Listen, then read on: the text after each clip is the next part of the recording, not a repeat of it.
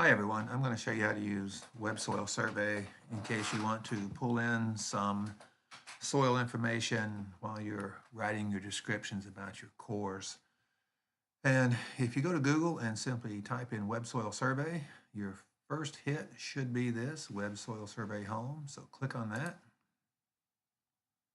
and it'll take you to the home page, and what you want to do is click on Start WSS. That'll bring up this GIS-based map of the United States. I like to go first, in this case, and go to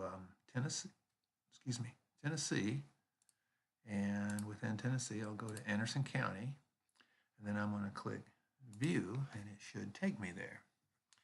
So there we go. Here's Clinton down here, so I've got the zoom button on. I'm just going to zoom on Clinton a few times. You can zoom in other ways if you prefer, and I'm going to focus on this Lost Ridge middle core, one of Matt's cores. I'm going to zoom in one more time. Get her centered. And then the next thing I want to do is I need to create something called an area of interest. And the way I do that is I use one of these two buttons. This will just give you a rectangular area. This will give you one where you can shape the polygon. I'm going to go ahead and use this one. And I'm just going to draw a boundary that basically includes the area I'm interested in. Doesn't have to be real precise.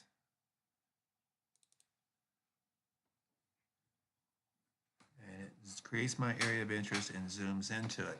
Then I can load my soil map by clicking on that tab.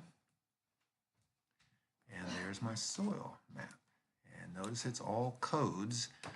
You can see at a glance that most of this core is a soil called APE. If you look over to the left, it will tell you what that means. APE is the Armucci-Montevallo complex, and the slopes range from 25 to 60%. If I click on that,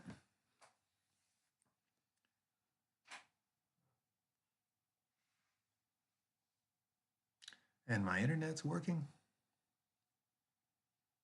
then a window will pop up that will give you a lot of information about that soil.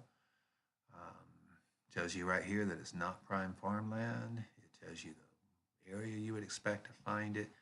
You can see one thing here is that it's not very deep to bedrock. 20 inches, less than 2 feet to bedrock. So good information there. Remember, this is a mix of two different soils. Most of it is Armucci, but some of it is the Montevallo. So it'll also give you similar information for Montevallo. That's even shallower soil. One of the more useful things about this, though, is if you'll go to the Soil Data Explorer tab, then there's a lot of different uses for those soils that have been characterized.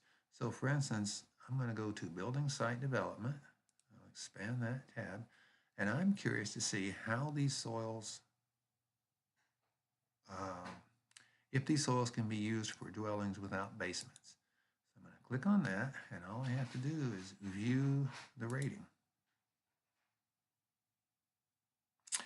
Now when this pops up, the red areas are very limited for dwellings without basements, while the green areas are okay.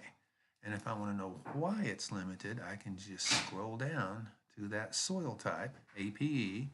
It's very limited for dwellings with basements, and the reason is the steep slope, and also for the Montevallo, the fact that it's not very deep to bedrock, and there are also large stones present. Okay, let's say I'm interested in dwellings with basements. That's even more restrictive usually because you're digging into the soil. Let's view that rating. Dwellings with basements. And as we would expect, the EPE is very limited along with some other soil types. If I want to know why, I can scroll down and it'll tell me because of the slope and the depth to bedrock, it's going to be hard to dig a basement. And again, the same thing for the Montevallo. So that's useful. Another thing I like to look at is if somebody has enough money and they really want to build something up there, but there's no sewer lines, how about a septic tank absorption field? And it popped up, let's view the rating. So for septic tank absorption fields, you can see again, the EPE soil, along with some of these others, is going to be very limited. And the reason why, you might guess, is it's a steep slope and it's shallow to bedrock, and the same thing with Montevallo. See, there's a good bit of information there, and often you can consolidate all that into one or two sentences that covers a lot of different soil types. So, quick introduction. You can get in there and play around with that some more, but that's the basics of it. And good luck with it. Holler if you have any questions. Thanks. See ya.